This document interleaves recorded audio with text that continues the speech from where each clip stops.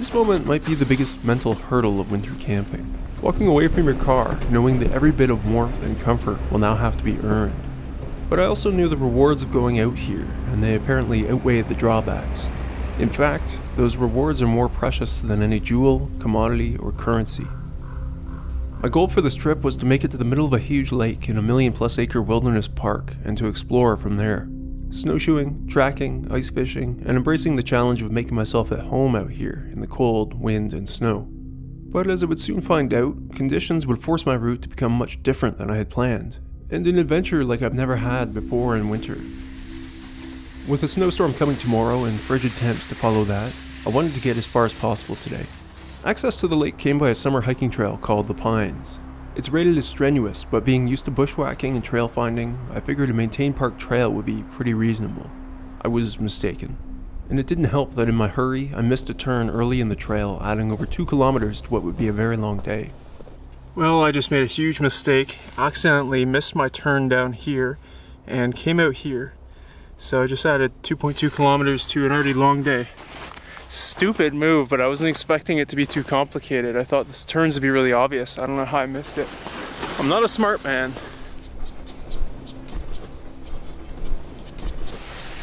After backtracking, I found the broken snowshoe trail in plain sight, but the tight, twisting, and at times steep trail was a struggle for a long freight toboggan. It tipped over dozens of times and needed constant maneuvering to snake it through the narrow path.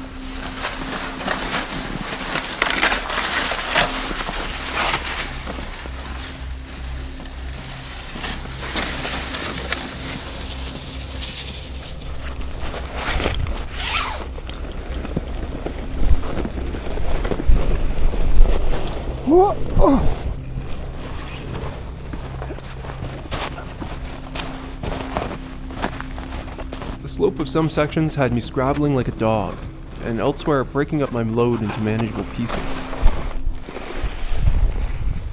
Steep hill here, climbs around too. Tied the toboggan onto this tree so I could scout it out, and I'm gonna break up the load a bit, try and take this up without those.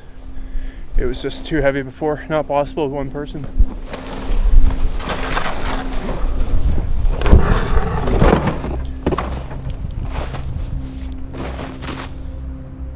Seeing lynx tracks and grouse moving so freely, I envied their approach to carrying only the fur or feathers on their backs. But with only thin pale skin covering mine, I decided I was happy to have my outfit. The only alternative to the trail was to haul over the adjacent river, but park staff warned me against using it because of bad ice caused by the current. There were wet spots and open water visible every time I got a peek at it, so their advice was good. Breaking through the ice would be a miserable way to start the trip.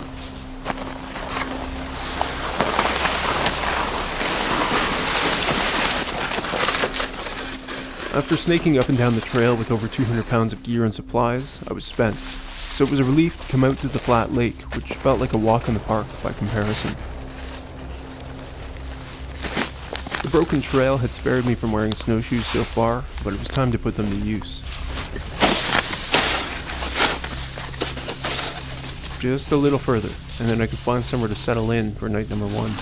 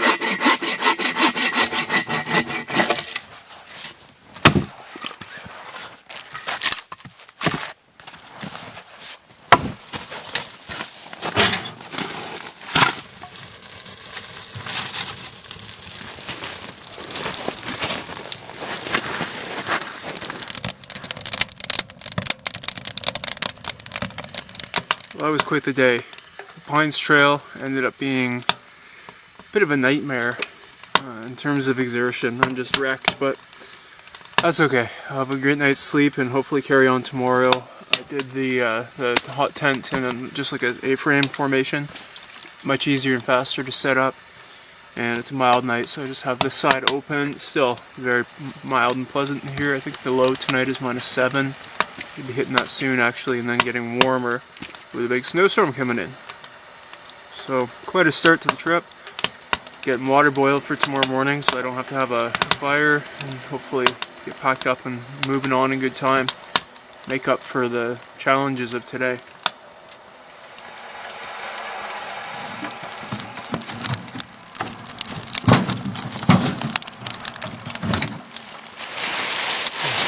Finally time for bed, and my trip has definitely changed quite a bit because I was planning on going back on this trail at the end, and I'm not doing that, so gotta figure something else out. I can use the river that sort of parallels the trail, but it's sketchy, and I saw numerous open water spots. The park staff discouraged me from using it, and the other two options are just completely different from what I was planning, so I'm gonna figure it out.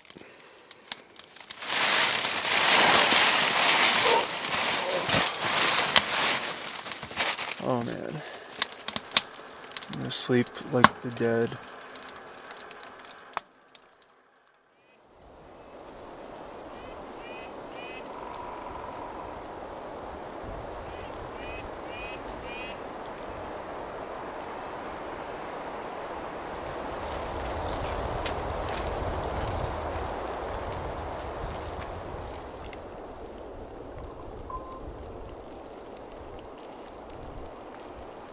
Day 2 got a little stormy overnight, but not as much snow as expected, which is great because I was worried about getting buried in snow and making progress very difficult, so that helps me. And let's have a look at the maps, see what the options are for the trip, which are different now.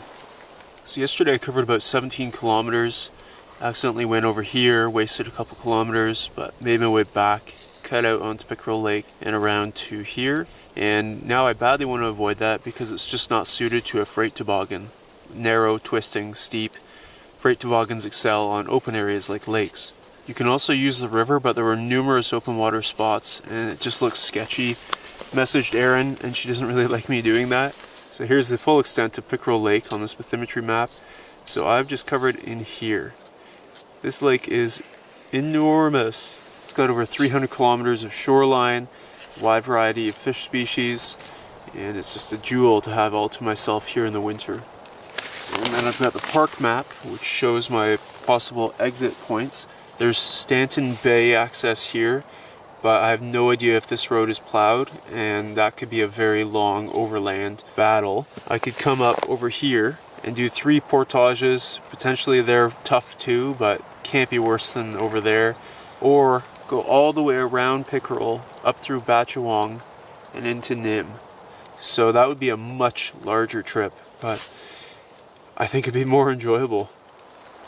Anyway, I'm feeling really good, surprisingly. Thought I'd be wrecked this morning, and ready to make a big day. Getting some granola going, powdered milk, some cinnamon, seeds and nuts. I'll bring down the tent and get on my way.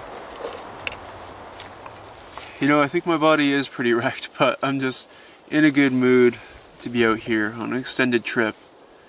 Solitude and silence. Yeah, I'm just happy.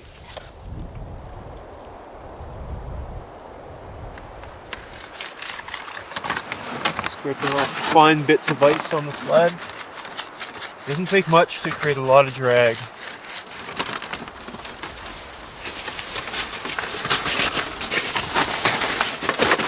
We'll get loaded up in here.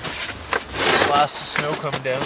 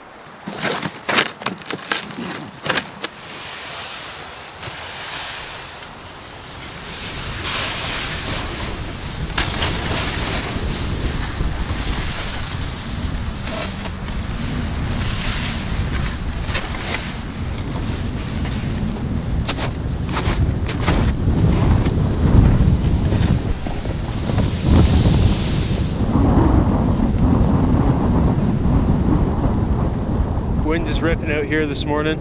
It's blowing out the storm, and incoming is a cold front from the north and clear conditions. Should be a beautiful sunny day tomorrow.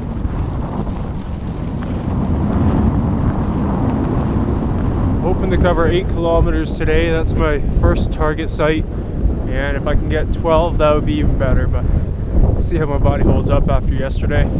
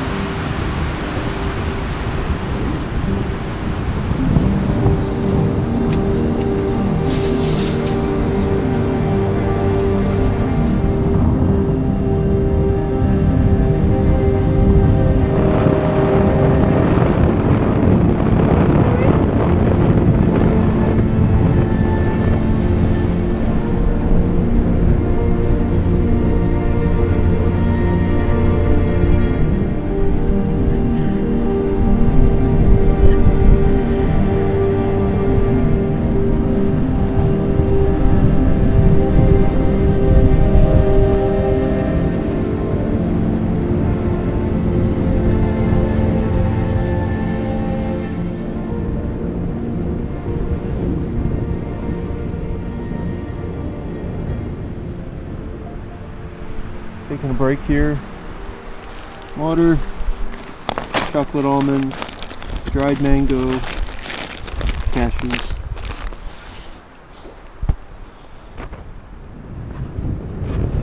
Can't stay still for long in this wind. Really eager to make camp too. Nice fire. Snow seems to have tapered off. The wind is just howling now though.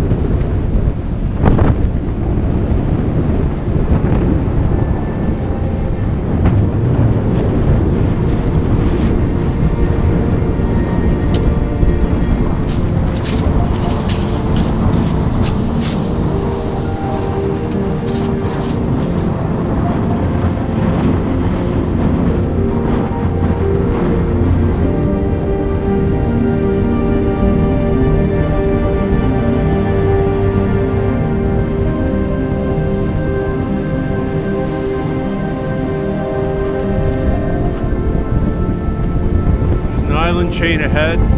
That's what I'm shooting for.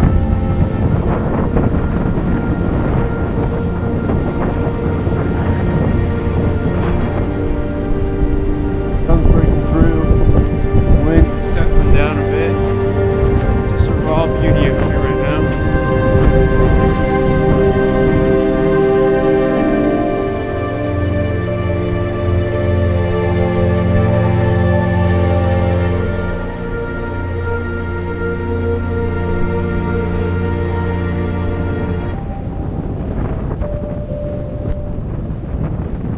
Close now.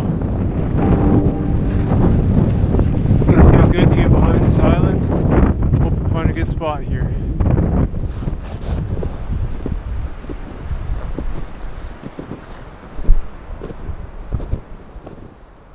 I think this will be it.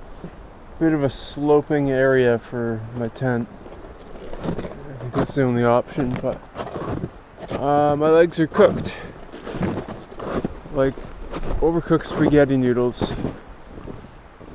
Well, moving on. This island just looks like it's gonna have better spots for the tent. Just a couple 100 meters more. Yeah, much better area for the tent. But is there any standing dead wood at all? Oh, that's a tough call. There's a good sized red pine there. It's been cut into already. Seems to be in good condition. And that seems to be it here. But that would get me through this evening, tomorrow morning, and then I want to make a really good camp because this is going to be a 2-nighter. Hunker down for this cold snap. And then tomorrow, yeah, with the tent set up, I could go ranging for wood.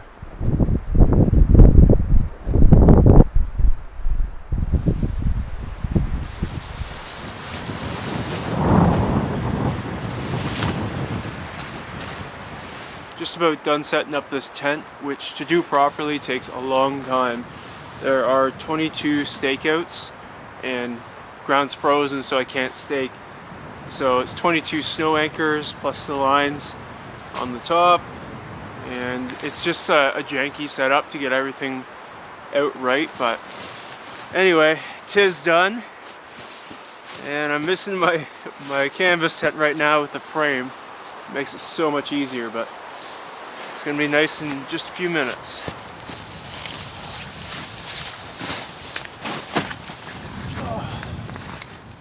Yeah, it is nice in here though.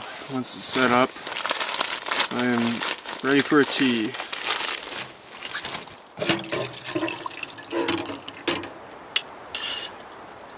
It's not as hot as I would like.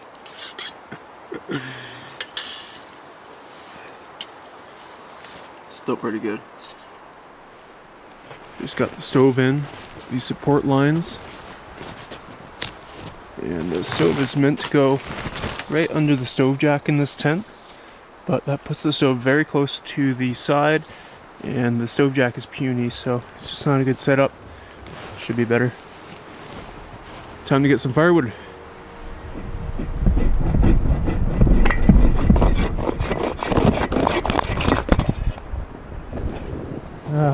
It's not the best quality.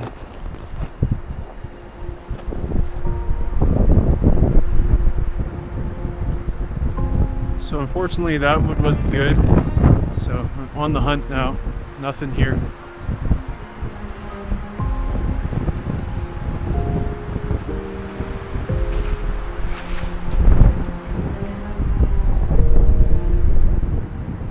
Got some options here.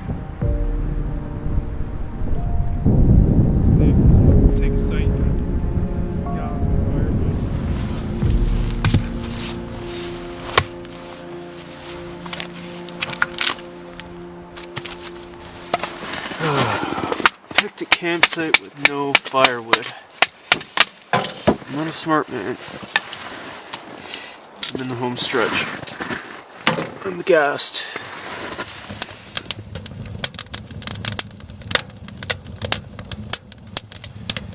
Feeling pretty raw right now. A little beaten.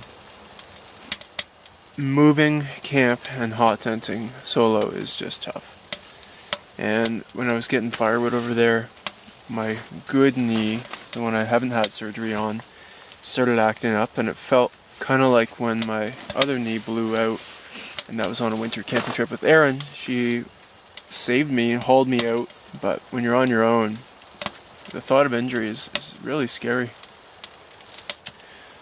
Sure, I'll feel better after dinner and a good sleep. Tomorrow's a rest day, so keep an eye on that knee, see how it feels tomorrow.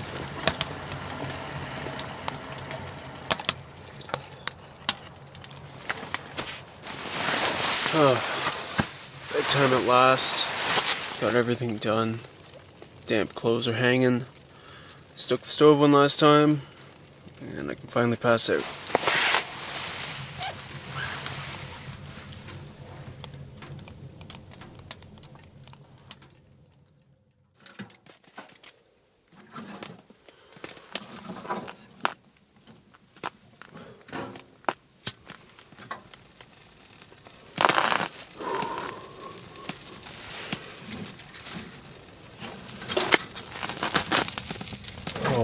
this.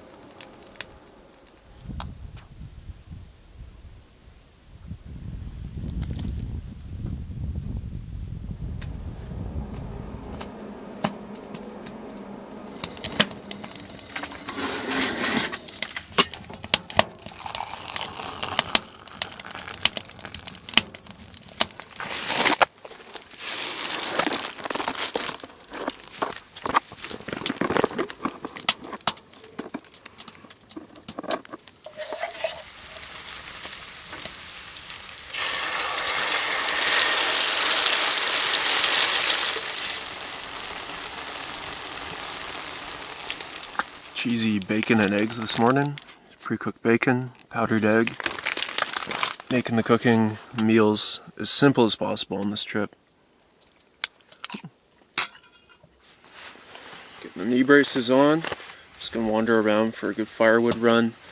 And I'm gonna sit tight, feel out the knees. A beautiful morning though, when it's minus 25 and you get out of your sleeping bag. Get the fire going, some hot food and tea, makes it all worth it. So there's where I ended up yesterday, on that smaller island, just off the deepest basin of Pickerel, 200 feet deep, 9 kilometers yesterday, and the rest of the trip we'll see where I go, either all the way across Pickerel, up through these trails into Nim Lake access point, or if my knee is feeling bad, I'll probably have to come up Stanton Bay to that access point and then do a long haul out on a most likely unplowed forestry road. We'll see.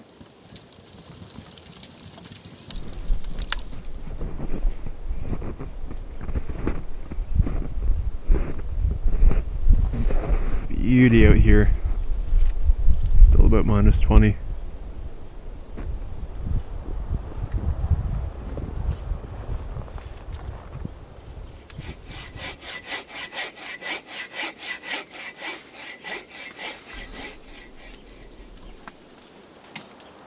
Just getting lunch going. This is a much needed day out here. Feel ready to take on tomorrow. And for a nice chill day, dried broccoli. Broccoli and cheddar noodles on the menu. But if I was feeling like some intoxicants, this is fatwood. It's resinous pine. All the resin just sinks into the limbs. And if you sniff it long enough, it's similar to the effects of sniffing glue. That's not even true.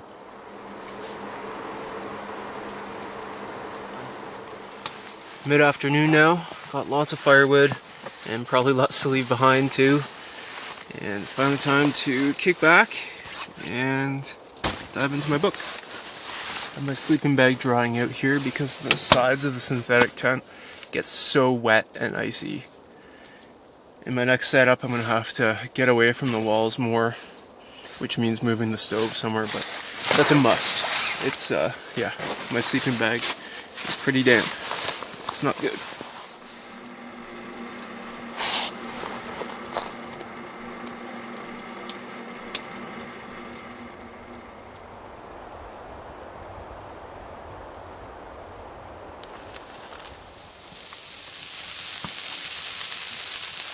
Black bean mix and hash browns tonight with cheese. That's what I usually do burritos in, so I guess this is like a burrito bowl. And I didn't bring any bread on this trip. Normally I bring some wraps, some naan, but I really tried to keep the food simple and as light as possible. So,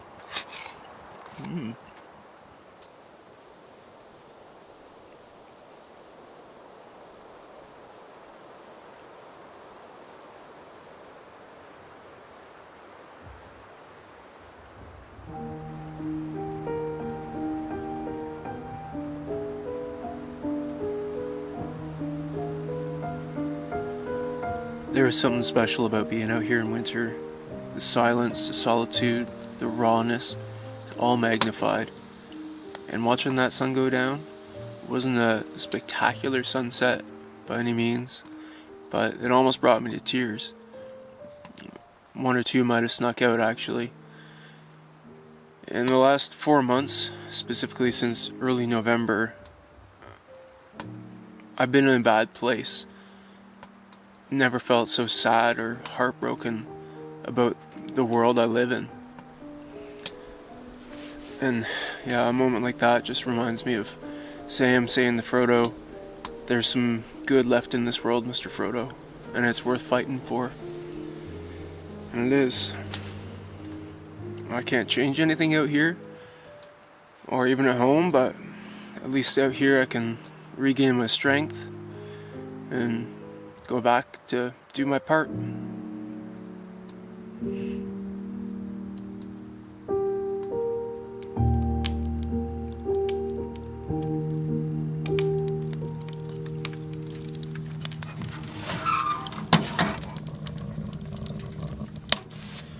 Getting settled in here. Supposed to be in the minus 20s again tonight. Extended my sleeping platform a little bit here so I'm not so close to this wall, so hopefully a bit better sleep tonight and dry sleeping bag. And tomorrow I'm going to be up before sunrise, get a fire going, get a meal in, and then pack up, get on my way.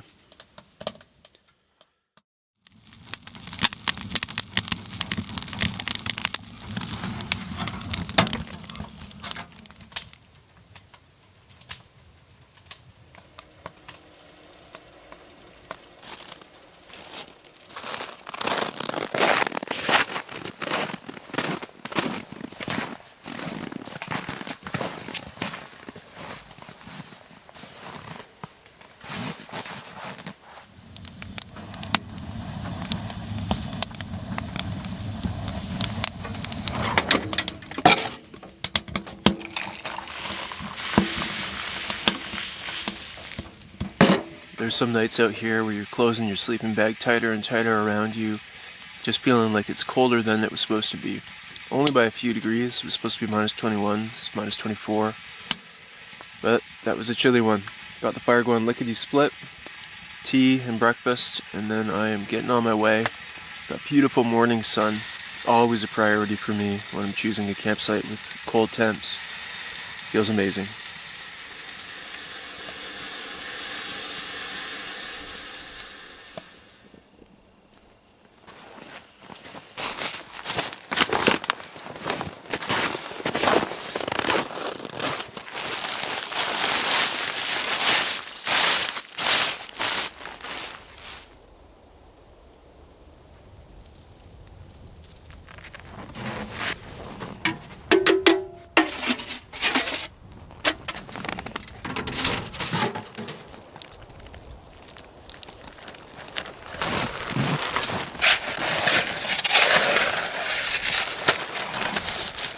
Almost packed up here. Plan today, carry on along the south shore, past these islands, and up into this narrow channel in between Emerald Island, the biggest on Pickerel, and Long Island. This looks like a neat little spot there. And by stopping there, I'll keep my options open as well. I could still use the Stanton Bay exit, come up here through those portages to Nim, or across into the rest of Pickerel and Batchawang Lake. Only about 6 kilometers to there, but I want to take it a bit easy today, make sure my knee's okay, and that keeps all 3 exit points open. So I'll be well positioned for the rest of the trip there.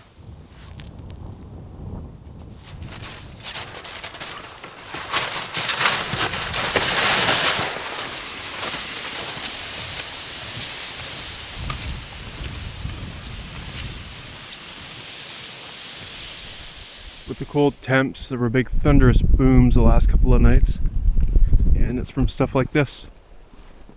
Big cracks in the ice. With all the weight of the snow pressing down on the ice, those cracks can allow water to seep up, create slush under the snow, and it can stay wet because the snow insulates it. Steer clear of that.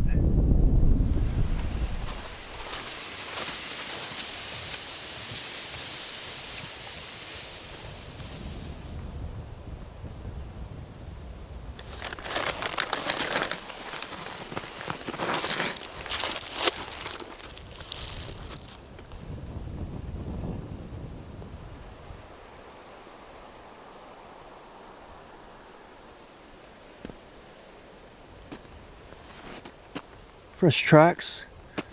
Everything's been blown over yesterday and last night, so they're probably from this morning.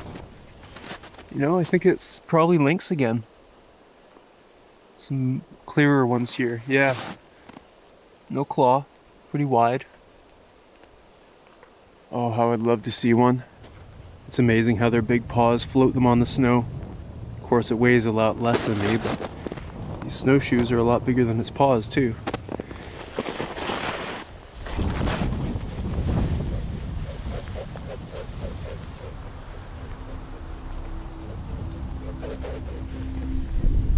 Turning away from the south shore now, cutting across on those smaller islands over to my target camp beyond.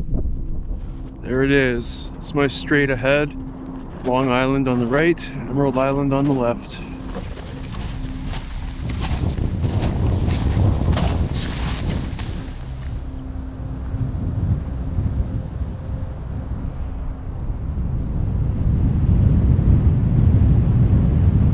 I love looking down a long straight like this. Just gets my sense of wanderlust tingling right as the sun comes out. What a day to be out here.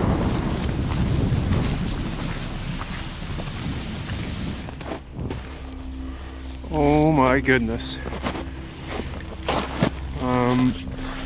Wow. The ice just cracked there. Oh, this is sketchy.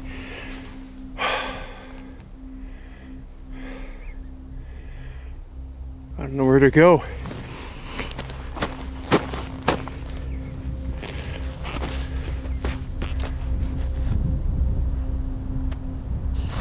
Set my camera down to keep it out of this mess. Wow, that was sketchy. Just out of nowhere.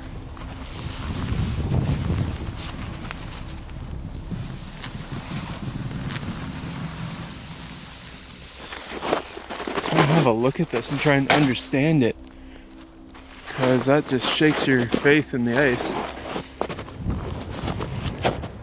Whew.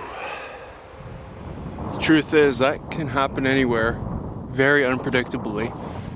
And I'd say the shorelines can actually be worse. But if you go through, you're probably going to hit bottom, go up to your knees or maybe your waist. I'm going to continue through there. It's about 1.5 kilometers through the strait. To go around Emerald Island south is a huge detour. To go back and around the north side of Long Island is a fair detour, but I think it'll be fine. Just got to build some confidence back in the ice now. So I'm going to assemble the auger and drill a few test holes here to build confidence. So that's good, but it is slushy.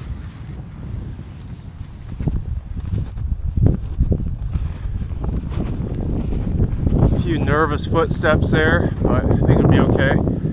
Crunched through a crust of snow a couple times and oh, my heart leapt.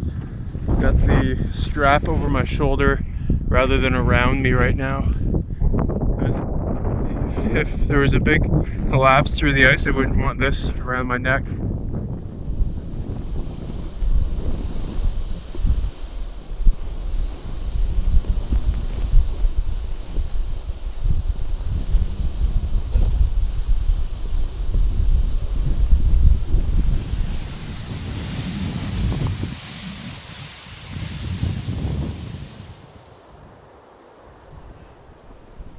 Well, I was planning to camp in here, but now I'm feeling more inclined to get out of here.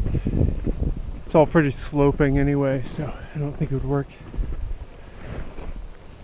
At the end of the strait, and there's another pinch point here, even narrower than the last one where I broke through. So I'm just gonna go ahead without my gear and test it. Perfect. Seems really shallow here and the shore slopes in gently, so I'm pretty sure if I ride the shore I'll be absolutely fine. All good. Heading back for my load, and then I gotta choose camp for ASAP because that sun's gonna go down fast.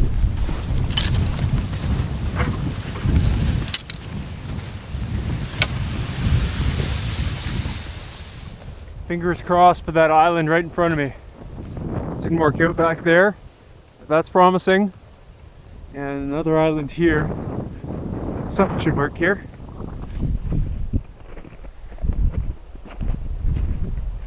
Summer campsite here. I prefer not to camp on the summer sites, but it's all bushy and sloping elsewhere. I don't think there's a good spot for my tent here.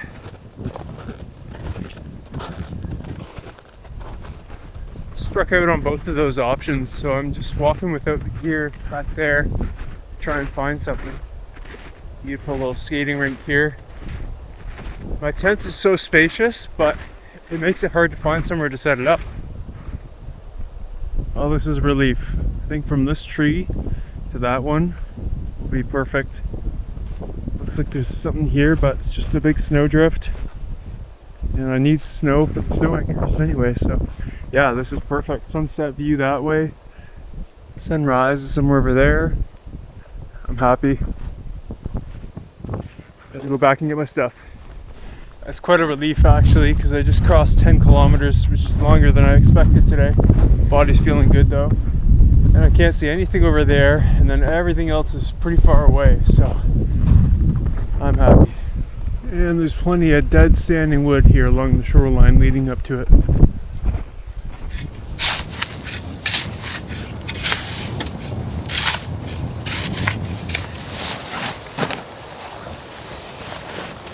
Looks like the spot's going to work out perfectly. I can secure one end and trucker's hitch at this end. And this should be absolutely perfect. I'm going to be having nightmares about making snow anchors after this trip.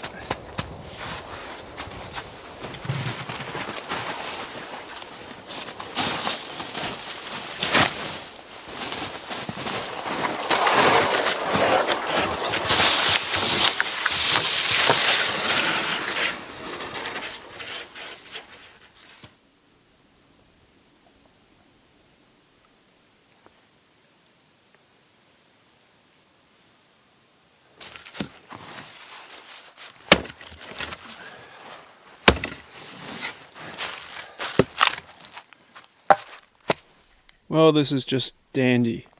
Got a workstation there, red pine to burn in just a moment. Crescent moon rising. Oh, and the sky. My favorite campsite of the trip, easily.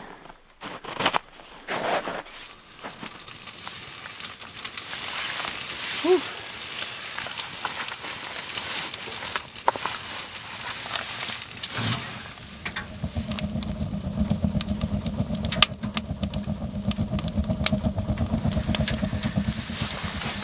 This is living. One thing I'm just dying for is dry socks. Other than that, I'm feeling amazing. A good campsite in the middle of nowhere just puts me on another planet. I'm ravenously hungry. This is the payday of winter camping. You put in all that effort and it's like, why?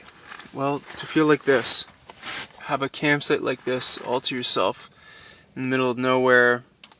And the thought of taking this first bite, like it's just pure joy right now.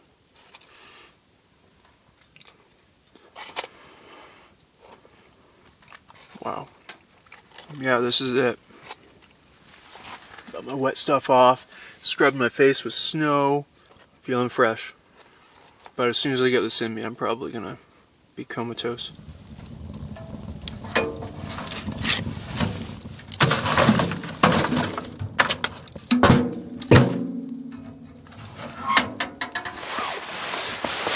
Oh yes, feels good to get off my feet. Just letting my sleeping bag dry there for a little bit. It was kind of damp from the icy walls this morning. But it's only supposed to be -10 tonight, so it's gonna be a good, amazing sleep.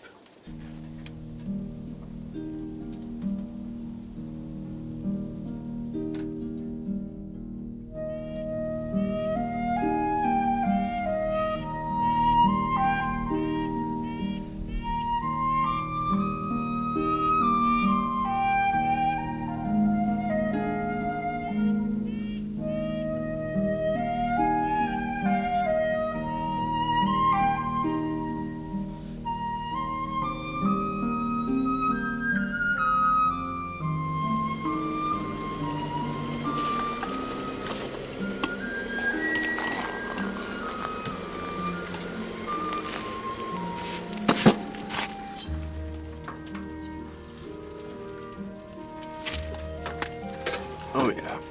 Coffee, getting bacon and eggs going again.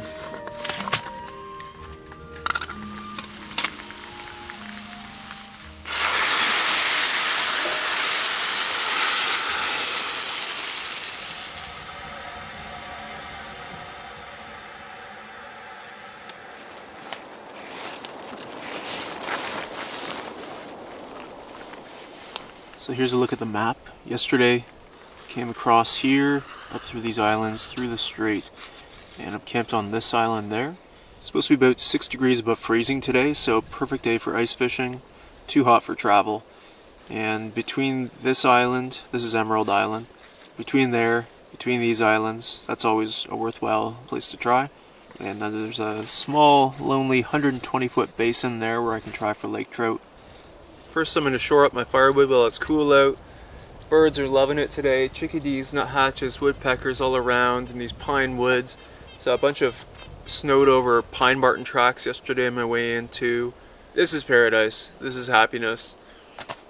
We're told in our world to take 2 of these, buy this, try that. We've had happiness out here all along and we're just disconnected from it. And you add a sense of community out here if you actually lived on the land with people. Yeah, I really think that would be the way. Not that it would be easy, but you know your role every day, you have purpose every day, and the world is a lot simpler. But we're way past that point, so we come out here to enjoy, and I'm going to today. What a beauty. Lots of standing dead wood here too. This is a perfect candidate. Dead tree with the bark falling off so it can dry out. Top is still on. If the top is off, then water can come down the trunk and just seep into it through the top. And I cut it as low as possible. I'm going to cut a wedge here so that the stump isn't visible from the water. Fiber looks good.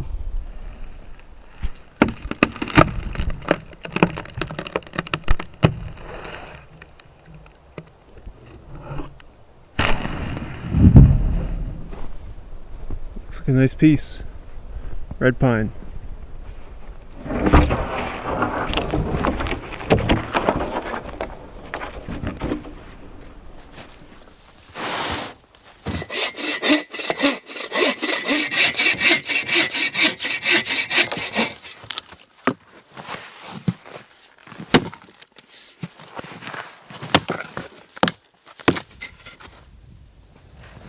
It's just afternoon now.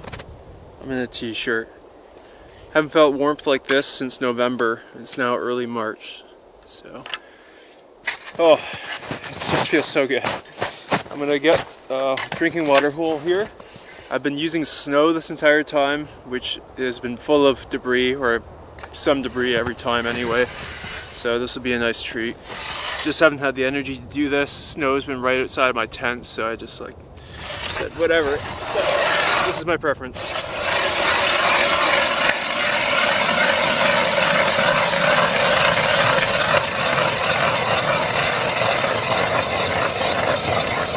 Plenty of ice. Whew. It's deep. Ice concerns are mitigated. There. That's probably 3 feet deep.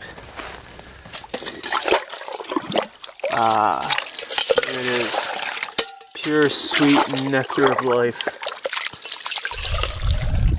Just walked across the bay. That's the strait where I came through yesterday. There's camp. And to the west.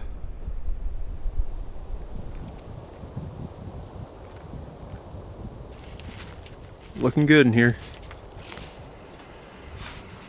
Got a beautiful little white pine roommate in here. And we're having some veggie chili for lunch. Dehydrated at home. Change of plans for today. I was feeling pretty raw, so I decided to really rest. I'm just going to fish for the last 2 or 3 hours of sunlight here. It's mid-afternoon now, right in front of camp. And then tomorrow I'm going to scout out Gillnet Lake, see if it's any good, and then fish these spots on the way. Stay here another night. The sun is blazing hot today. It's got to be 7, maybe 8 degrees Celsius. It's melting the snow off the rocks here. And it may seem like a good day for travel, but it's terrible. The snow becomes really slushy and sinky. So tomorrow is supposed to be quite mild as well. -5 overnight tonight, I think. So it'll be better if I stay 2 nights and then travel once it cools down again.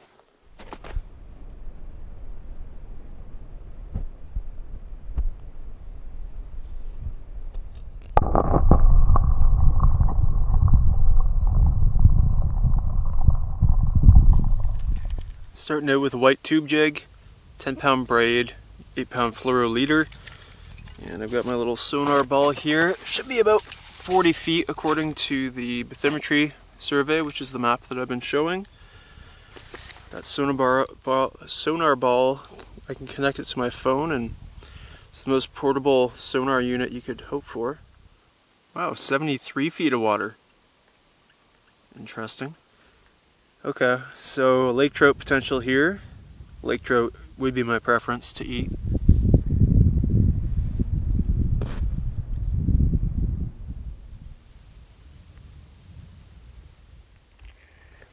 Oh, got something interacting with me. Yep, fish on. Wow, took no time.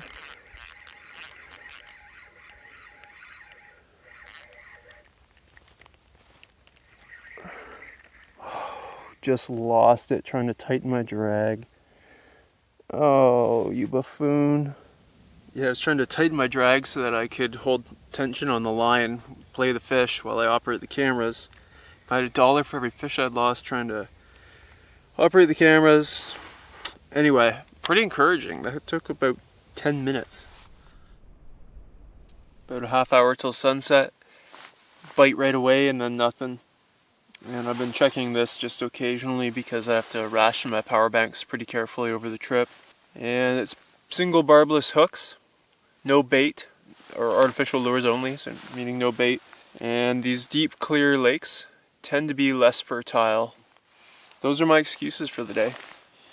Lost that fish pretty close to the hole too. It's probably within 10 feet of having fish for dinner. Looking like it's going to be penne for dinner. Sounds pretty good though.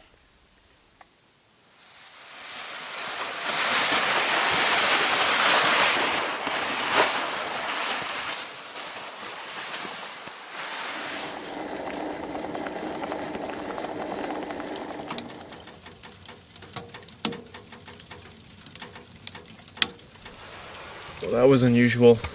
Something was smoking in the tent, and I couldn't figure out what it was. I had a log here, and this one is full of sap, and it started crispying up.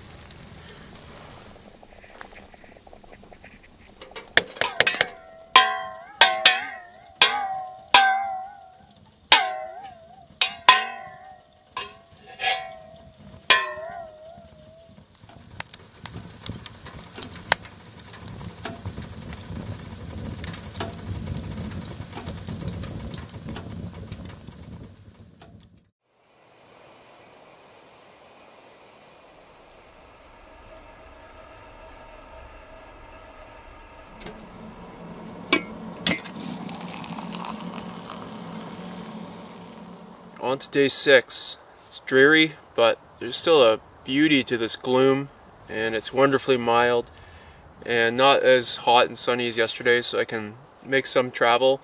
I'm going to keep camp, but scout out the second option to Gillnet Lake. The first option, the closest option, is Stanton Bay. That's not even a consideration anymore. Knees feeling up to the task. So today I'm going to scout out that option. I'll show you on the map.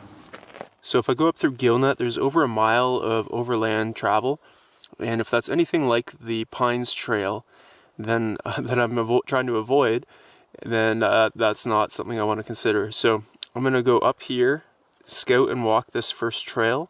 If I don't like what I see, then I'm taking the Pickerel Narrows. However, this is somewhat river-like, so the opportunity for sketchy ice is a bit concerning. So long story short, it's potential for sketchy water versus potential for rough overland travel. Tomorrow I move camp either way.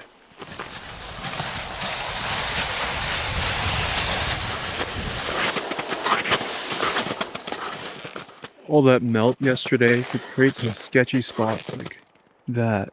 Is that just on the surface or does it well right up? Trying to remind myself I drilled 3 feet of ice yesterday. After the 3 travel days on this trip, I had vivid dreams all 3 nights. And the first night, first campsite, I dreamt I was in that place. And when I woke up, all the ice almost had melted and there were just some ice floes left. So I'm not one for like prophetic dreams, but it is getting me thinking extra hard about taking the Narrows. But I'm still just having a fantastic time out here. I love that there's a sense of adventure still and some problem solving and unknowns. Loving it. So I'm a kilometer north of camp now in the 120-foot basin, and it's the deepest spot for quite a ways, so I'm hopeful that I'm gonna get a lake trout for dinner on the way back. I'm gonna cache my ice fishing gear here, travel light because I've got about 7 kilometers round trip from here.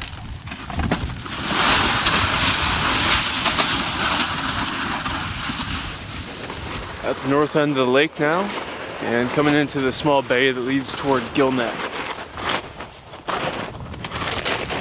More bad ice. Gill Neck drains in from here, so that could be the cause, but that's a fraction of the drainage that goes through Pickerel Narrows, so yeah, this might be the way. At the end of the bay, and there are some more predator tracks here, but too indistinguishable to tell, some old, some fresh, and the start of the trail.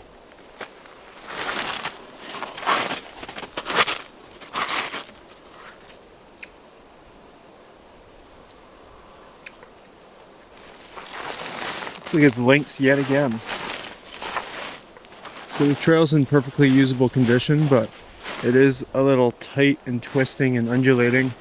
Not nearly as bad as the Pines Trail, but it'd be so much easier travel over the lakes. And that's probably the first lynx poop I've ever seen. Little bits of fur in there, probably snowshoe hair.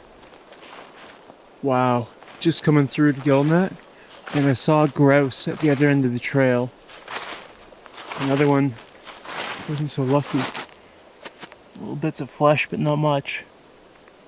And that's fresh too. Probably this morning.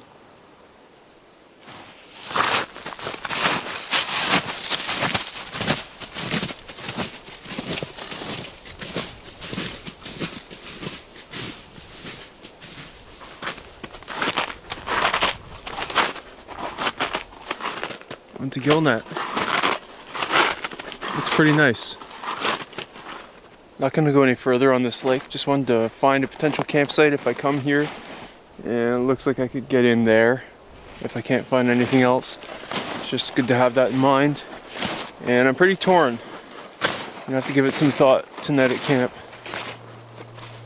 Big pileated woodpecker down there. What a huge woodpecker.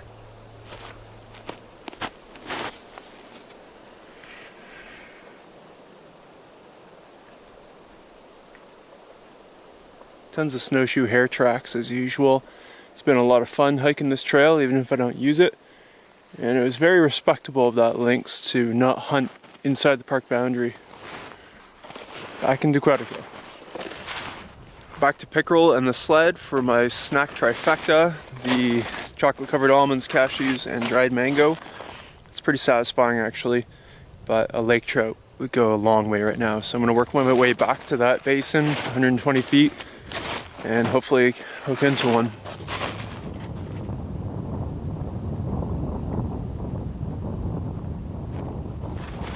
Another hole in the ice. The animals are taking full advantage of it. What is going on here? Looks like a mink or something just rolling around like a madman. Actually looks like some bird activity here too, possibly grouse. All I can do is go wide around them and hope that it's safe.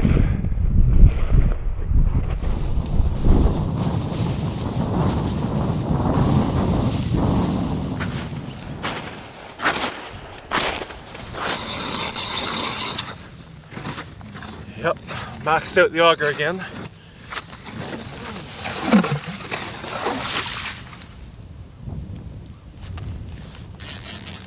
the sonar ball confirmed 125 feet. So I'm on the spot.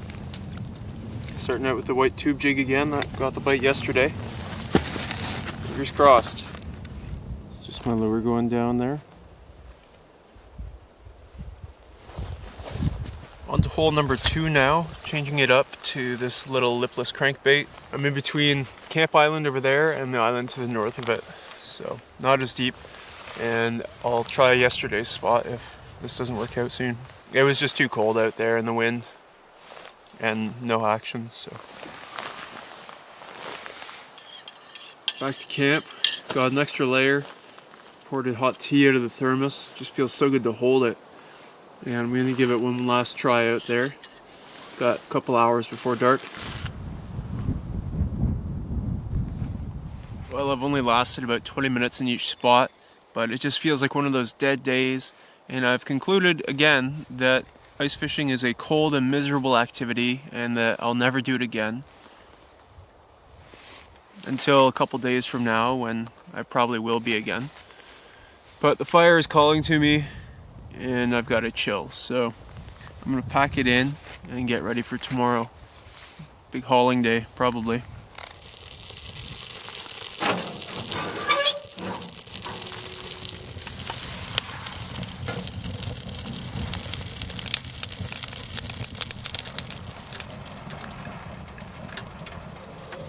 So I may have no fish, but I covered just shy of 10 kilometers today, and any travel day like that, I've rationed a reward of a freeze-dried meal, homestyle chicken and rice tonight.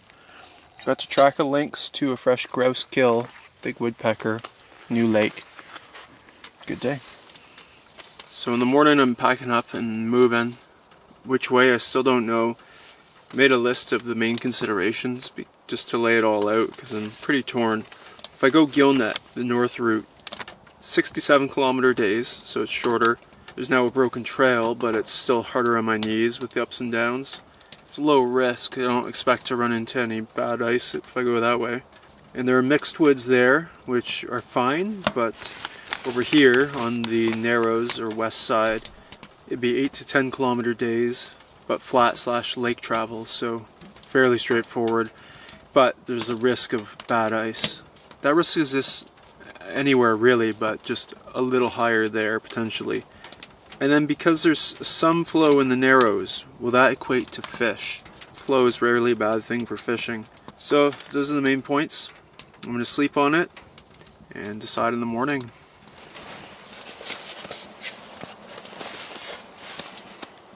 Reading this book, Fatal Passage, about John Ray and Arctic exploration just makes me feel like a little child.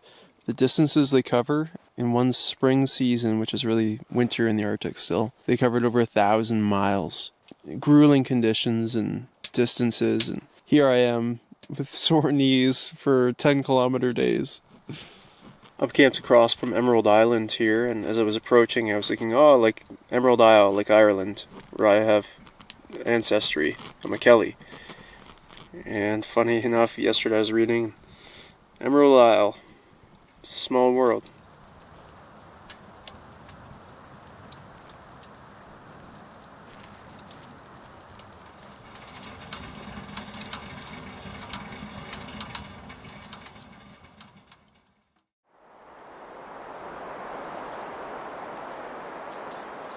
Another gloomy start for day 7. Looks like it's going to be a windy one too. I'm packing up cold this morning, cold breakfast too. Got granola ready to go here. And hopefully going to get out of here in good time and get camp set up tonight before dark. For I think the first time on a move day. That would be nice.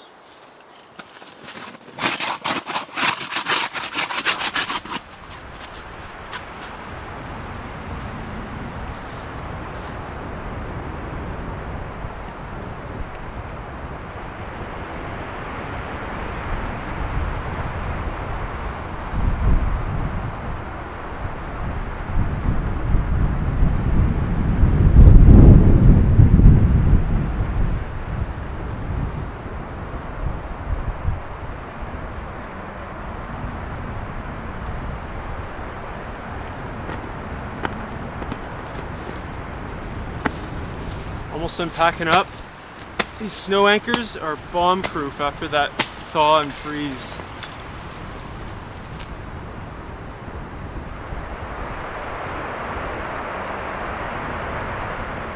Finally got the clown car packed up here, and I made my decision going with the Pickerel Narrows. Simply, I just think it'll be more beautiful and a better adventure, so I'm excited.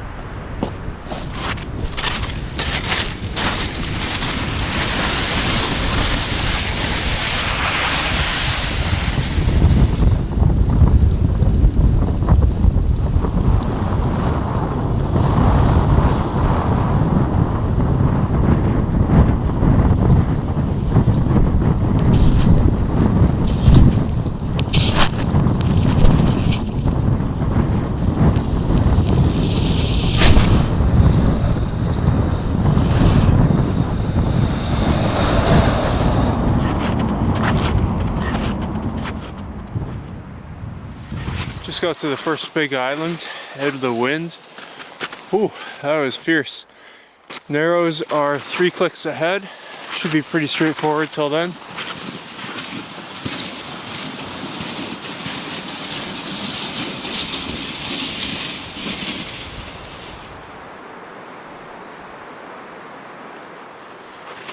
Another kill here. This one is older because there's no sign of trash around it. Snowed over a bit. Another grouse.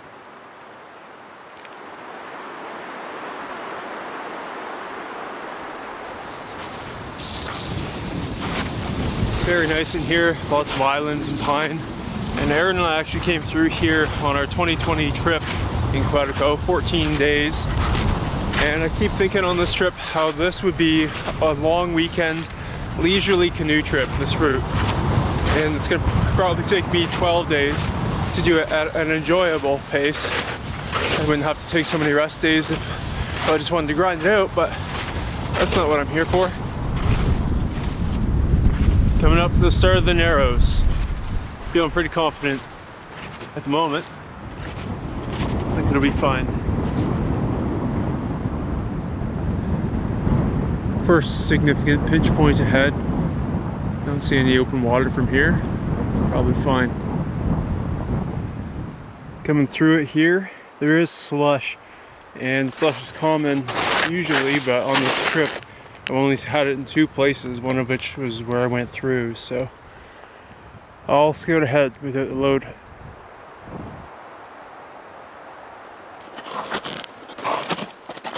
It's firm here. Random little sinkhole here that has me curious. Yep.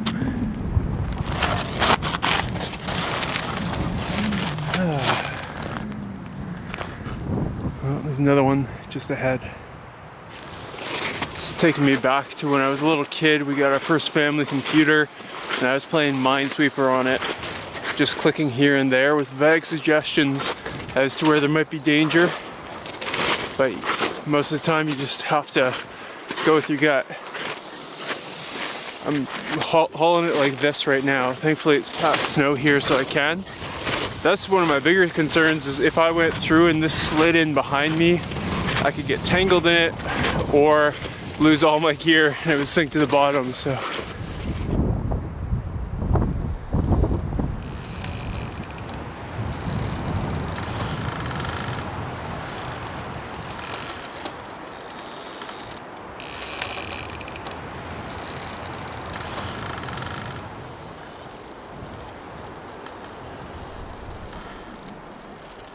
This is the narrowest spot coming up in this channel where both shorelines jut out a little bit, but no signs of danger yet. Just punched through.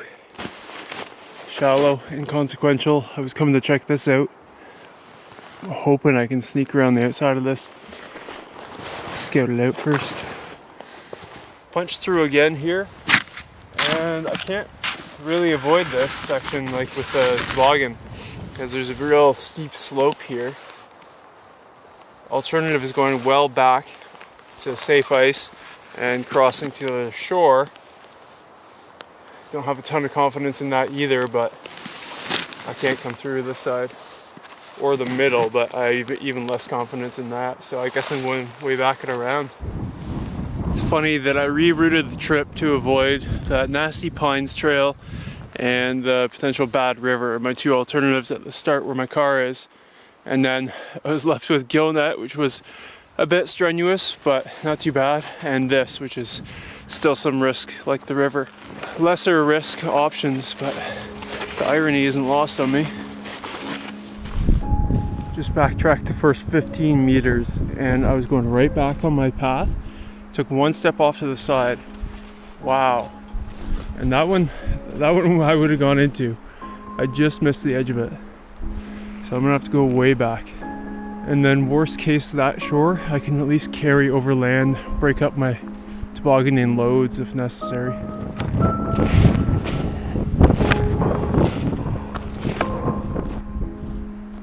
I'm gonna try crossing here, using this strong dead limb like a spud bar. Following these snowshoe hair tracks. Look at those sundogs. Beautiful. Spud bar just went, or stick just went through. These logs and rocks can soak up the heat of the sun and melt the ice around them, so hopefully that's all that is. Oh, it would be really not fun disassembling the toboggan and going over there. Going at it systematically here, creating like a 2-meter wide path of safety. Spud bar went through a couple times, but obviously I've avoided those spots.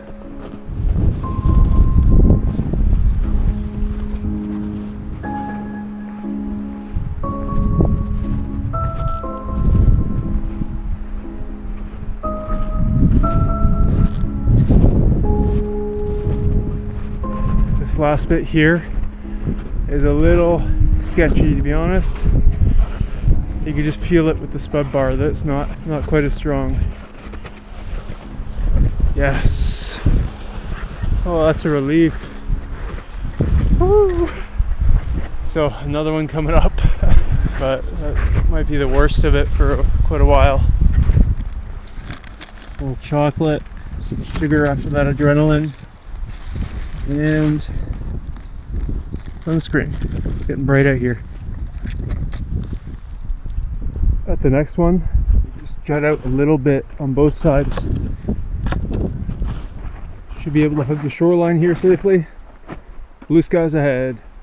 About 8 kilometers into the day, so I'm getting tired, and that's my target. So I can start looking for camp, and it looks gorgeous in here. So I'd be very happy to stop soon. Hoping this island might be good. Pretty decent spot here on the far side of that island. Nice view. Oh, the sun just broke through again. Feels good. Really exposed to the wind here. With the temps falling and no morning sun, it's gonna be a cold stay on this campsite, but it's not bad. It's pretty good. Setting this beast up alone in the wind is an exercise in patience. First I set it up backward and had the stove jack here. Wind would have been plowing right down it. Switched it up and then got some snow anchors in. A big gust ripped them out. So to the guy lines and putting weight on the anchors while they sinter. Hopefully that'll do it. Wind let up for a second here. Oh, that's a relief. On to the firewood hunt. There's a dead tree in behind there, and the top's knocked off of it. It's somehow over here, just hanging to dry. So if I can get this down, this would be perfect.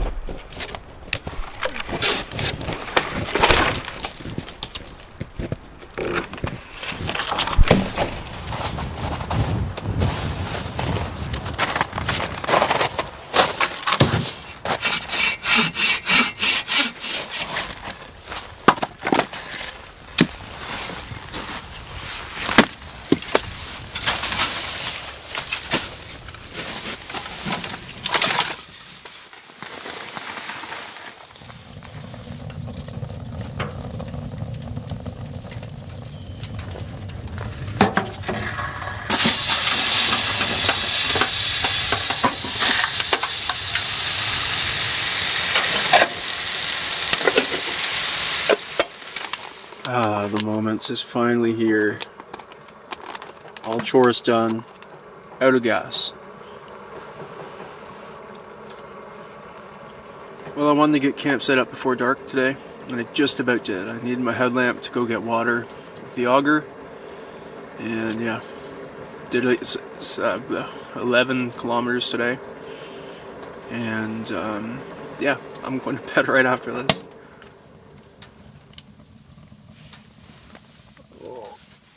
My legs are spaghetti, but the endorphins are flowing.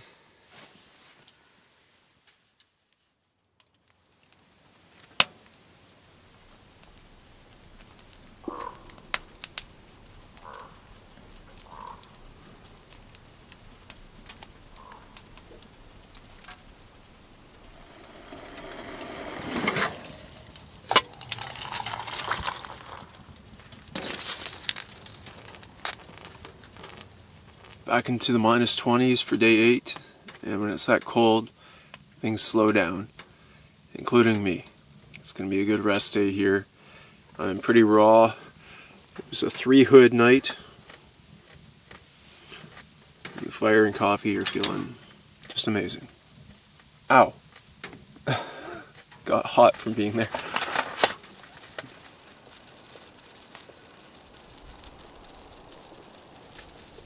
There's some light snow falling on the tent, and it feels simply divine in here. So I've been saving a special meal. It's a balsamic reduction maple glaze with shaved truffle au jus, a sprinkle of unfreshly cracked pepper to bring out the truffle. Magnifique. I have mac and cheese, but I felt like it, and better to save the more nourishing meals for when I'm exerting. Fresh out of the dryer. So let's have another look at the map. Yesterday I carried on 11 kilometers through here. That's where I ran into the trouble in that pinch point there. And there's another pinch point coming up here. And then there's significant flow here where the next big lake comes in. So I know that's going to be problematic, but there should be a way around it. And I'll carry on and camp somewhere past that.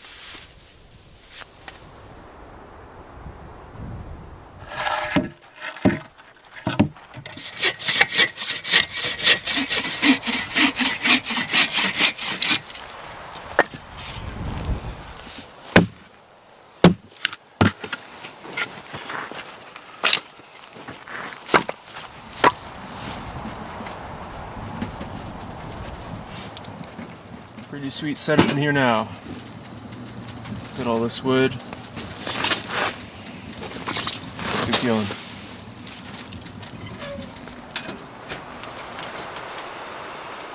Just had a little Del Palak for lunch. To clean up, I give it a little scrub, rinse, and then do a final purifying boil.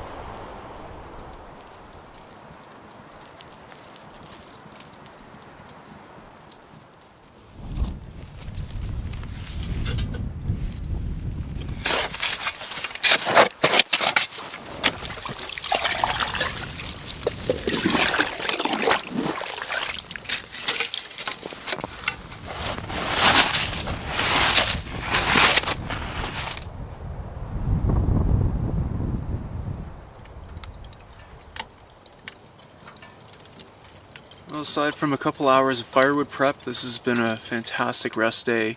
I'm feeling very refreshed and ready to go tomorrow. The gusts of wind just made it that much more cozy in here. The pipe was shaking quite a bit, but the elbow here actually lets it pivot a little, and then the guy outs to support the pipe going to the tent rather than trees or something else allow it to move with the tent. So performed pretty well with some pretty significant gusting. In the book, I continue to be emasculated by the incredible accomplishments of these people, but there is like a little ray of hope here, where Ray talks about essentially aging, and at a not much different age than myself. It reads, Lake Superior had been free of ice since May 1st, and a delay of 8 or 10 days could cause the failure of the expedition or force him to winter in the north, neither of which the 39-year explorer anticipated with pleasure. Some years since I would not have cared much about being forced into the latter alternative, but now much exposure of any kind injures me, and more care will be requisite to keep me in a fit state of health to carry out the work I have to do. So I have to remind myself that a lot of these people in the fur trade and related industries were young bucks in their 20s, and the 20s are a different time. Anyway, it's clear out, and for the first time on this trip, I'll have the energy for stargazing. There's been some great starry nights, but I haven't had the energy. Should be a beautiful night.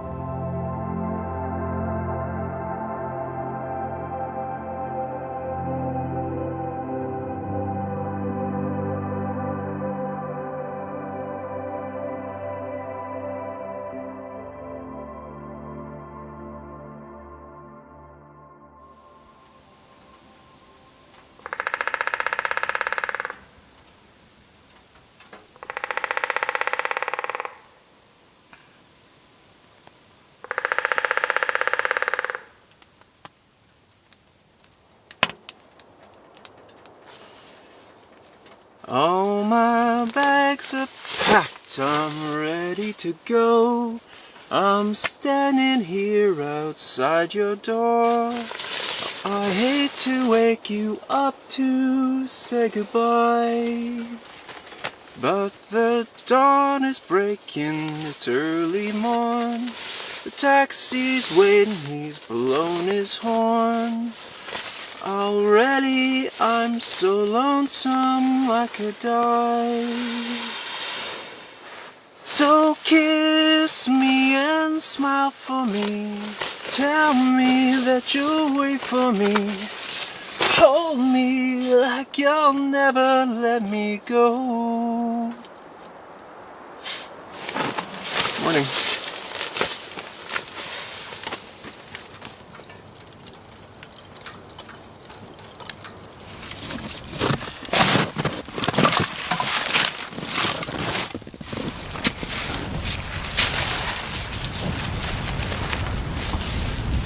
It's a lovely, crisp, cool morning for day 9. I'm all packed up. Got my poking stick with me. Got a good one yesterday. It's nice and resinous, so it won't break as I smash it. Got that island to get by, and then the real probably open water section. So at least there I'll know exactly where the danger is.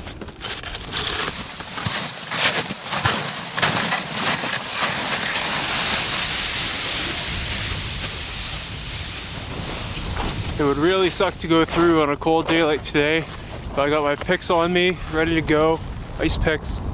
And on the back sled, there's a small bag I can rip off. So even if this was submerging, I can just yank that. That's got some warm clothes, big mitts, lighter, etc. Oh, and an emergency blanket on me as well. Should be all good.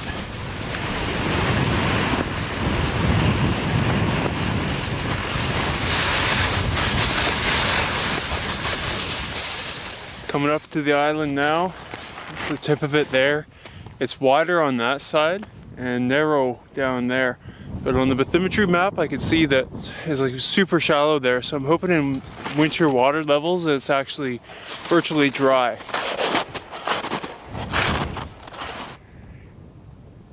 Getting slushy now. That's my warning sign, so time to scout ahead.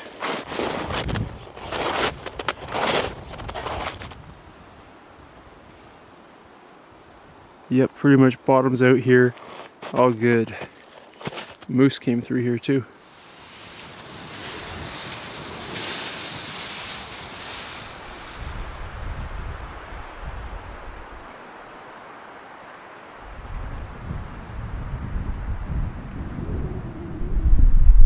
Just gorgeous in here. That's the Narrows ahead. Find up a slope for a little perch. And yeah, I can see the open water now, but looks like if I hug the shore, it'll be fine.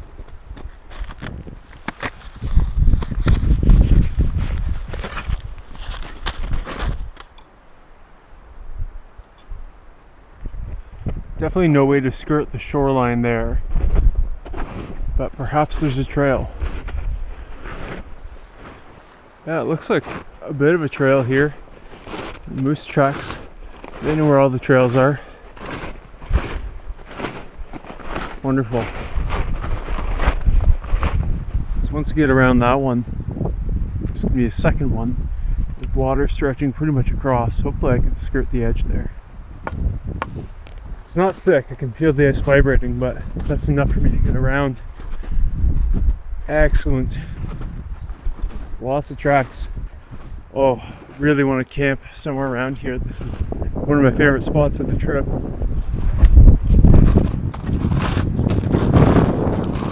Wow. Oh man. I really gotta think about camping here. Back at the first bit of open water.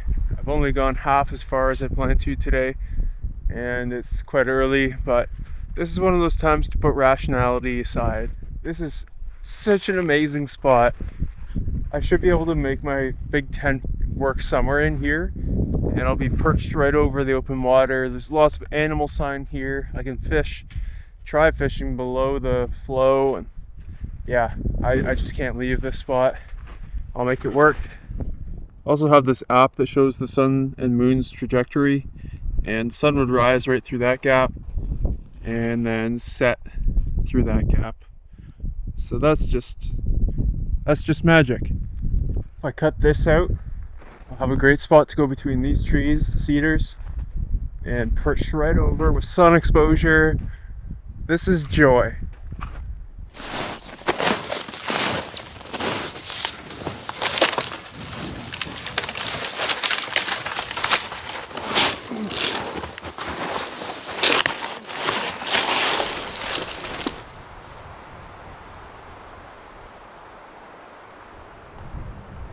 Well, I just saw one animal I was hoping to see here. Otter. Just came out of that hole.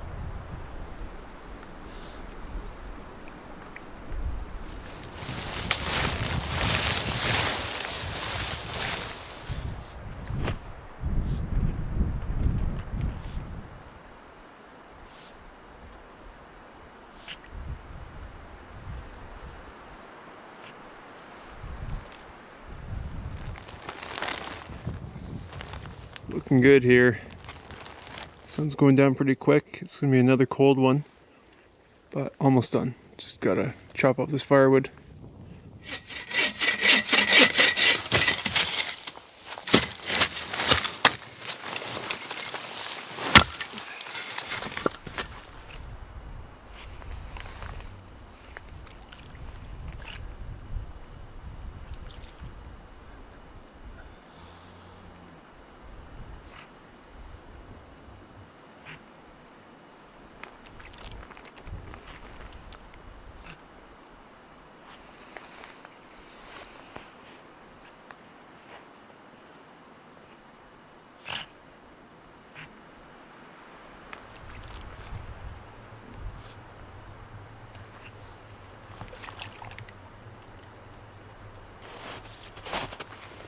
Over on this side, I got a little perch to look at sunset.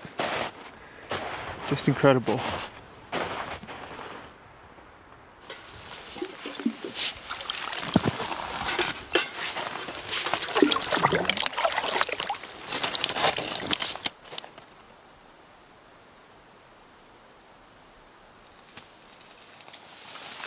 Getting pretty chilly now. And hunger level is at ravenous. This is a good feeling. Amazing camp.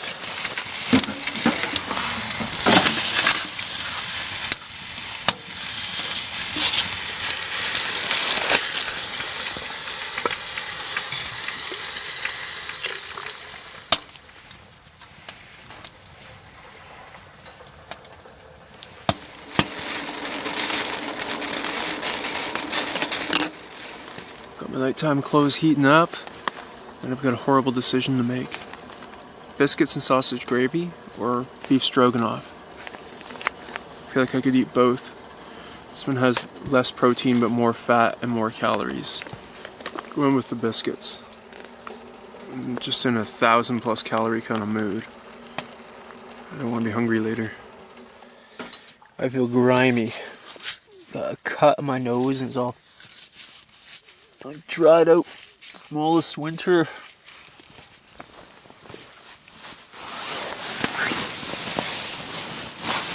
Oh, that's it for me. Thrilled to be here. Can't wait to enjoy this place tomorrow. Oh.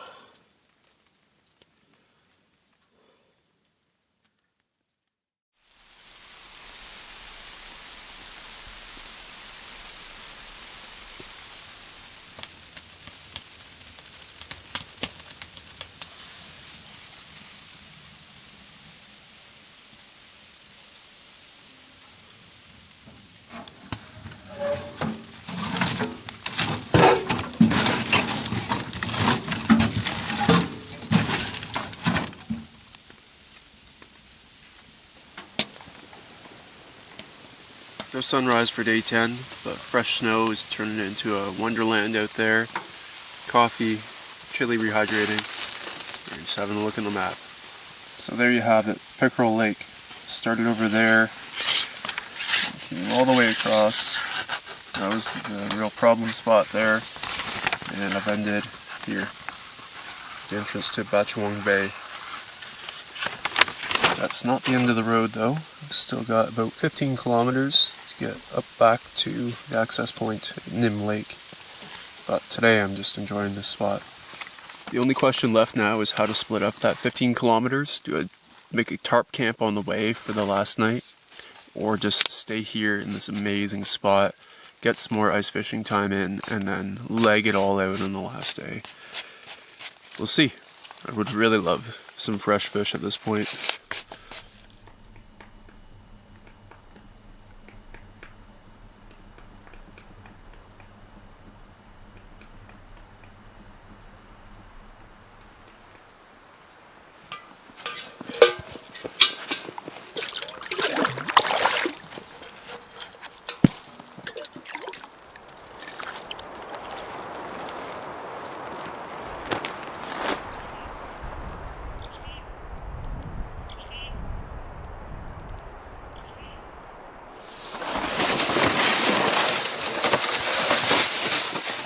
Sun's come out, it's turned into a beautiful day. Let's see if I can find some safe ice here at the outlet. Drilled a hole every meter coming out and seems to be decent. After another night around -20, this warmth just feels amazing. Should be the last cold night of the trip. Starting out with green tube jig. 12 feet of water here. Got some fight. Push on. I bet it's a small pike, or medium pike. Uh-oh. Feels like it wrapped me around a stick. Dang it. Yeah. See, it's just not moving now. I'm gonna have to give it some slack. Try and let it swim away. Oh, yep, there we go. Dang, that's not a bad fish. Not tiny. Oh, that's a nice pike. Oh, he's got the sonar. Barbless hook comes right out.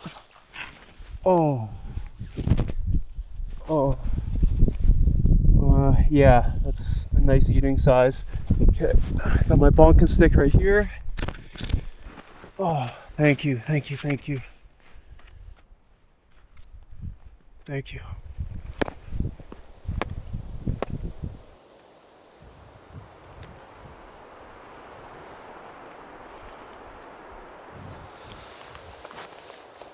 Pretty good meaty pike, be a perfect eater. Dispatched it with the club because that prevents it from suffocating for hours. It takes a long time for a fish to die that way, and it's not nice. So puts it out of its miseries, gruesome as it looks.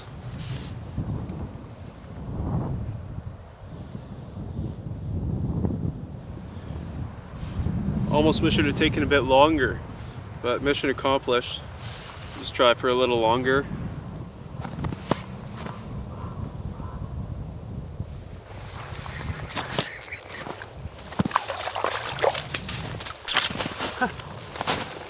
Small pike.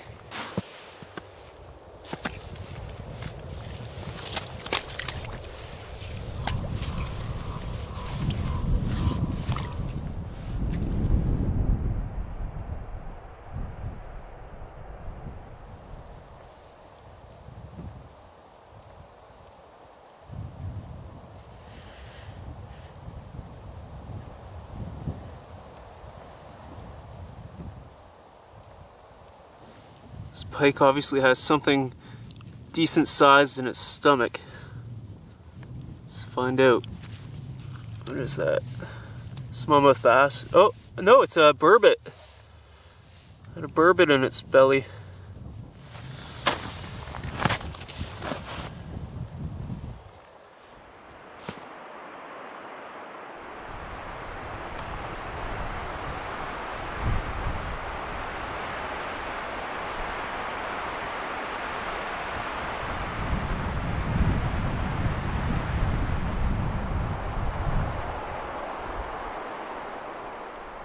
Well, there was a pike carcass there 30 minutes ago. Either a bird picked it up or the otter, I'm assuming.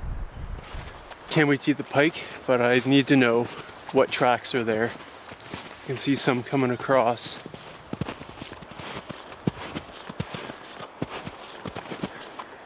Okay, it was a bird. Hopped around with it. It was a pretty big carcass, so I'm surprised anything could make off with it. I was kind of hoping to share it with the otter, but the birds probably need it more. The otter probably catches lots of fish without my help.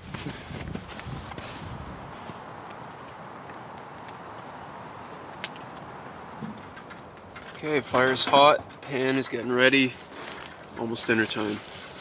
Got the doors open because frying stuff in the hot tent makes everything stink like a greasy restaurant. Not in a good way.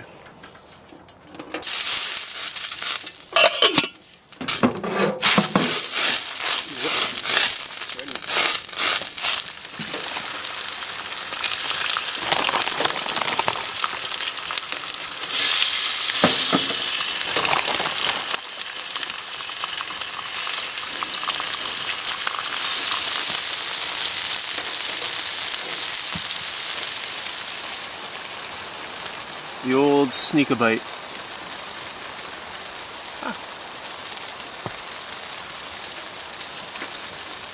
Wow. Fluffy, delicious. Chunked up how I like it. Gives more surface area for the batter.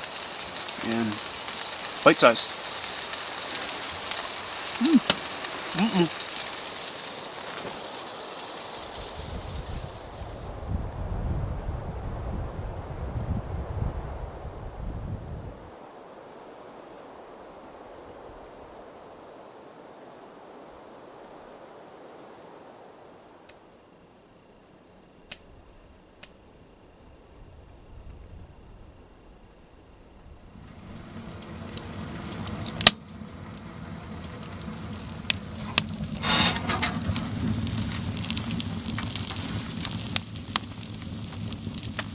What a day. What else can you say? I hate to leave this place, but I'm going to have to eventually go back to the real world, and I'll probably get half the distance done tomorrow because the weather in the upcoming 2 days is supposed to be like +7 or so, and that's going to make travel tough, so I think I better split it up. But I'll sleep on it and see how I feel in the morning.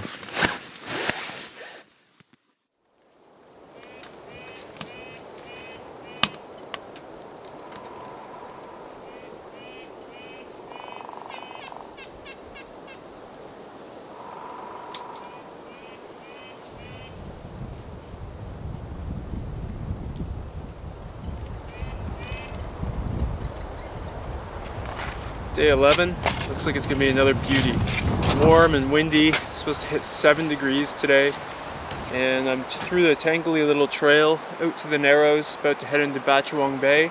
Yesterday I swore that I heard an eagle cry, and I just spooked one here. I guess it's overlooking the little bit of open water. And yeah, that's real early to see one. Good start for the day.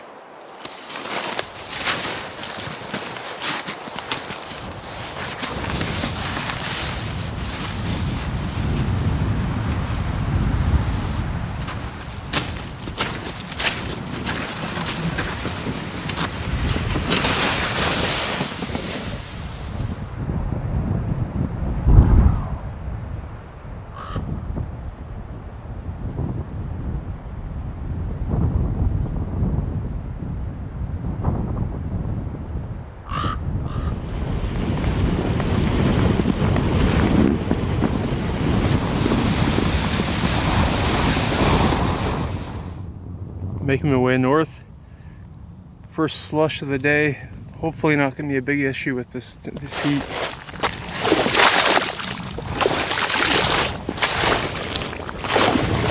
Retreat.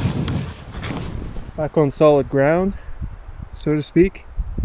And about to round the corner into little Batchewong Bay.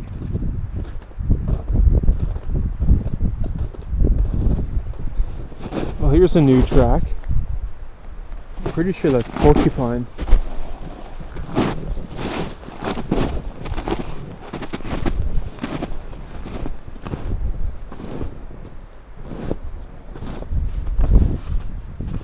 Lovely in here.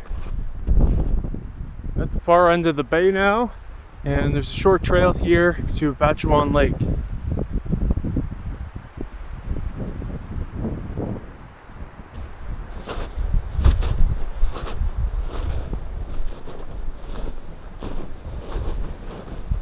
Moose tracks onto Batchewong Lake. Little pressure ridge here. Island ahead. I'm gonna have a look at it for camp. That's about 7 kilometers there, so that splits it in two.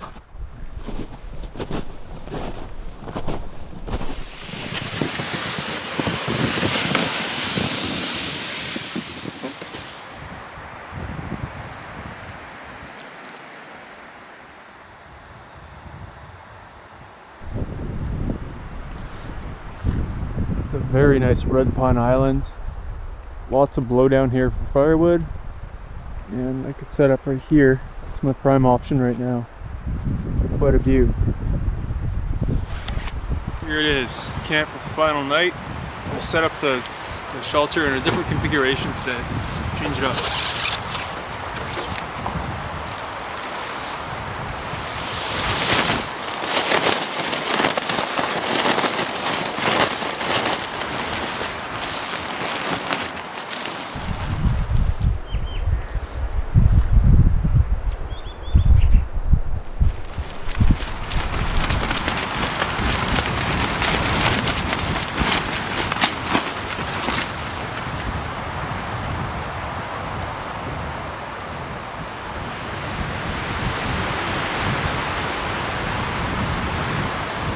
Finally got this sail under control.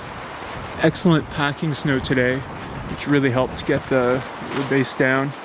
And this is a pretty sweet shelter for the final night. Under all these red pine. I'm a happy camper.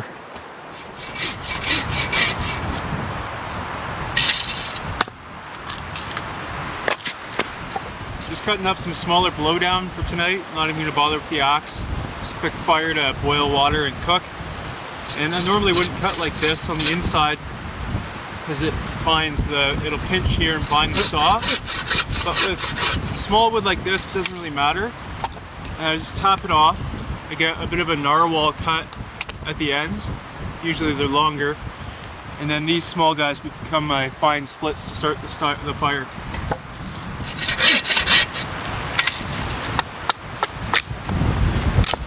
Here's a better example. There.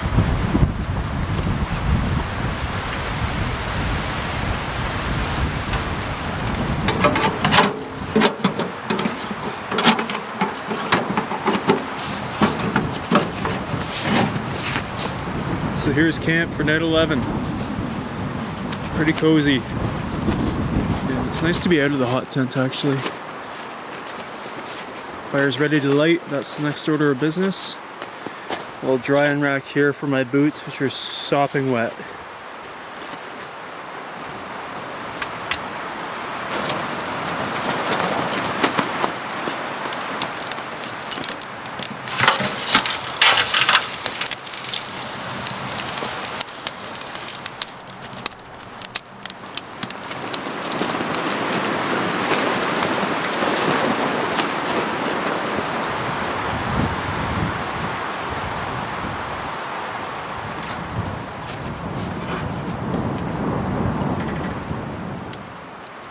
Get my nostrils all Vaselined up. They're raw. Had to move the stove out a bit with the oven mitts because the smoke was just recirculating in here. And it is the payoff. Got the last freeze-dried meal tonight, pad thai, mint tea, and I got my wet boots off too, so feeling good. Got hot food and drink in me now, and just soaking in the final evening here on this amazing island campsite. Incredible panoramic view, perfect vantage point to close out this trip, which has been a singular trip for me. Like, I've never had a trip like this. Always wanted to do it, but I've always been more of like a base camp, winter camper. 2 or 3 times I've moved camp within the same trip, and I've done a 10-day trip. But this is longer and just much different, with a bit of a sense of adventure in a huge wilderness park that I likely have all to myself, 1,000,000+ acres. And by the time I get back to the access point tomorrow, I'll only have covered 75 kilometers, but we all have our own physical limitations. And one thing I'll say about solo winter camping is it's demanding. Everything is earned. Your heat and boiling the water and drilling for it, and the travel and the pack up. It's so much if you want to have a comfortable hot tent, which in my opinion you need if you're going to do a longer trip. To cold camp for 12 days out here without the ability to dry things out and just have some solace, I think would be miserable. So yeah, it's a lot when you're solo, but I thoroughly enjoyed it. There's just that rawness to winter, and to be alone for 12 days. What a trip. Really never had anything like this in winter. Enjoyed it so much, and ready to go home to warmth and shower and everything, but sad too. Sad to leave.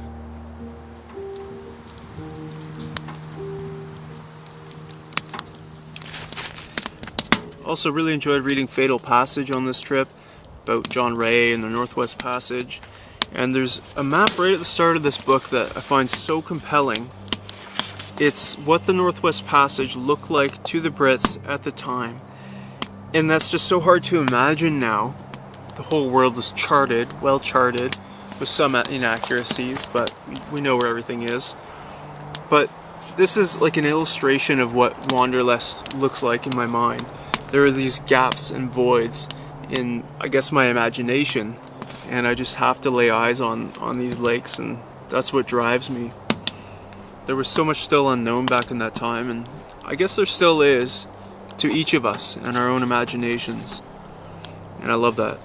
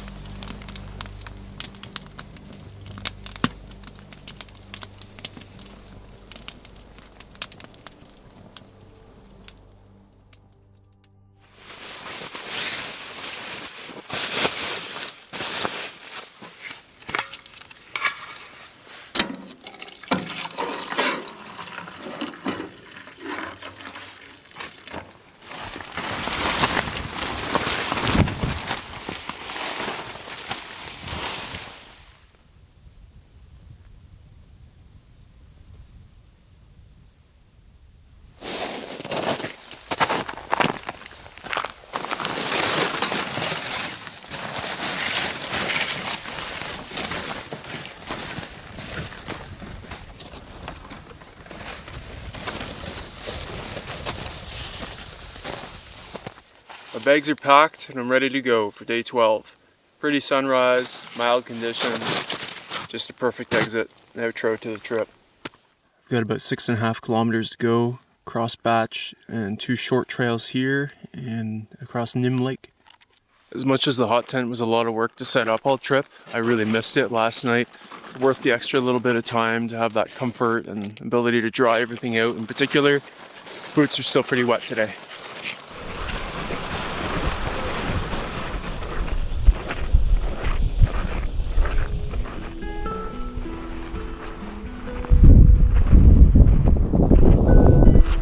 Into Nim Lake now, hammered out those 2 trails, no problem.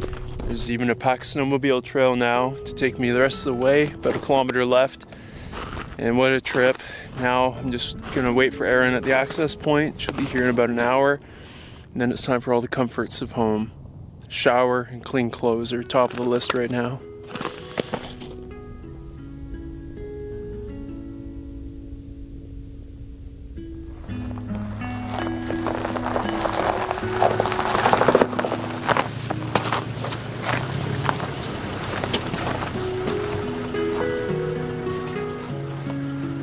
I see you guys. Hey, where'd you go? You're going. Oh.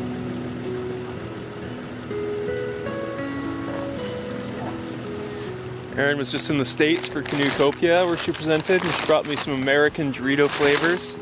We've got golden sriracha. I love my We're a sriracha. big sriracha household. Yeah. And dynamite lemon chili lime. Best wife ever.